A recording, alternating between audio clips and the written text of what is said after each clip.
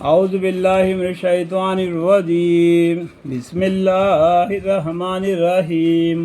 اور ہم کو اپنے رب کے طرف لوٹ کر جانا ہے۔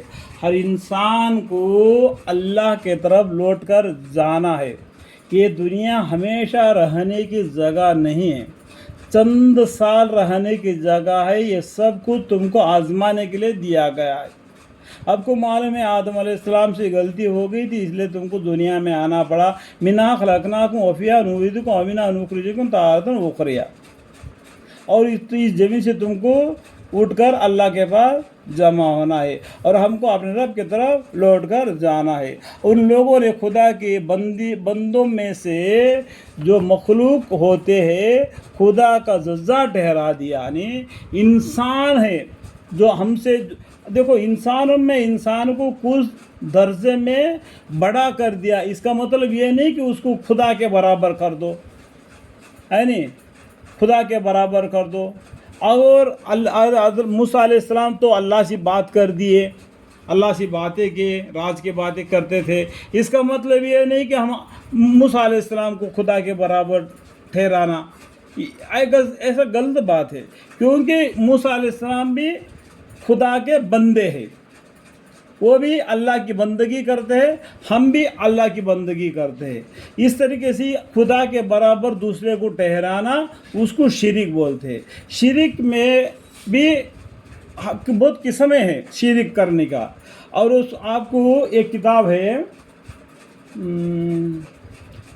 یاد نہیں رہا اس کا نام، جو مسئلے مسائل لکھا ہوتا ہے اس کتاب کے اندر میں، اس میں لکھا ہوا ہے شرک کے کتنے قسمیں ہیں، لیکن خدا کے برابر دوسرے کو برابر کر کے اس کو عبادت کرنا ان کو بالکل شرک ہے۔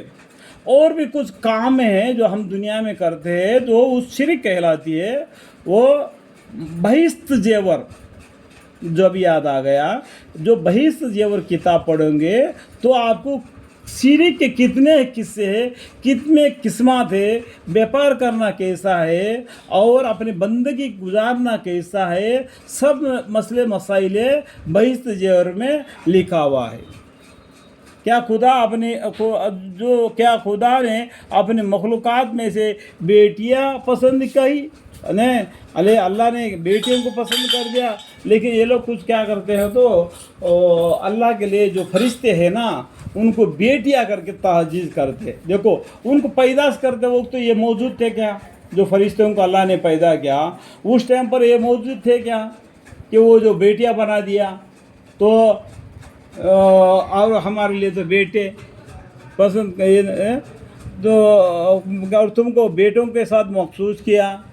کیا خدا نے اپنے مخلوق، اور آگے سے پڑھتا ہوں، اور ان لوگوں نے خدا کے بندوں میں سے جو مخلوق ہوتے ہیں، جو بندے ہیں، ان کو خدا کا جزا ٹھہرا دیا، ان کو خدا کے ساتھ برابر کر کے وہ عبادت کر دیا، بالکل شرک ہے۔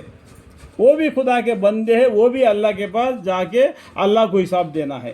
لیکن یہ عیسیٰ علیہ السلام کو جو مانتے ہیں وہ بھی عیسیٰ علیہ السلام میں اللہ سے ڈرتے ہیں، وہ بھی بولتے ہیں اللہ تعالیٰ میں بھی اللہ کی عبادت کرتا ہوں، تم بھی اللہ کی عبادت کو، جو میرا بھی رب ہے اور تمہارا بھی رب ہے، اسی کی ہم سب مل کر عبادت کرنا۔ اسی طریقے سے عزیر علیہ السلام، جو یہودی لوگ اللہ کا بیٹا مانتے ہیں، وہ عزیر علیہ السلام بھی بولتے ہیں میرا اور تمہارا سب کا ایک اللہ ہے، ہم سب مل کر اسی کی عبادت کرنا ہے جو ہم سب کا خالق ہے۔ لیکن یہ لوگ اس بات کو، اس کا معنی کو نہیں سمجھتے ہوئے یہ لوگ خدا کے بیٹا ٹھہراتے ہیں، نہ خدا کی اولاد ہے، نہ کوئی خدا کی بیوی ہے۔ اگر ایسا ہو تو اللہ کے بیٹے کہاں سے ہوں گے؟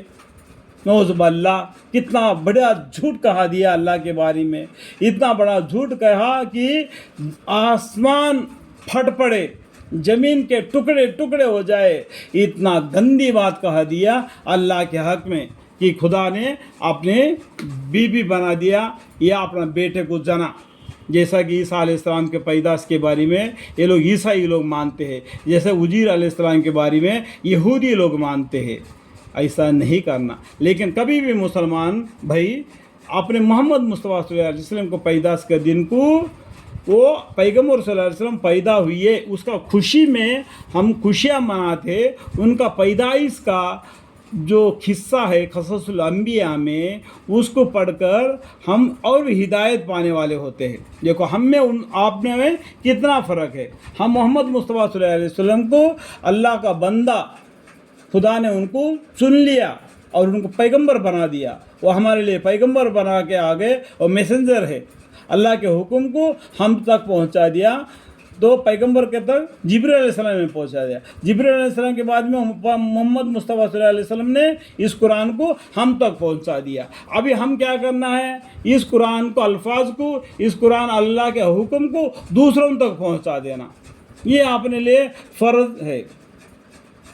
جیسا کہ ہر باپ اپنے بیٹوں کو، ہر ماں اپنے بیٹوں کو جو ہدایت دین اسلام کے بارے میں بتلا دیتی ہے، تو ہر گھر اس طریقے سے اسلام کے بارے میں اپنے بچوں کو بتا دیں گے تو اسلام کو بول بھالا ہو جائے گا، جیسا کہ ستارے ہیں۔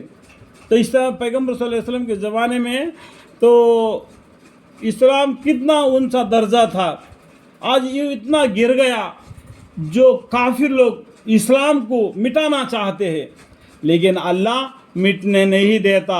یہ لوگ جیسا بھی کام کرو، لیکن قیامت تک اللہ تعالیٰ دین اسلام کو بنا کے رکھے گا۔ یہ اللہ کا خدائی ہے، اس میں جو غلط کرتا ہے اس کا سزا اس کو دے گا۔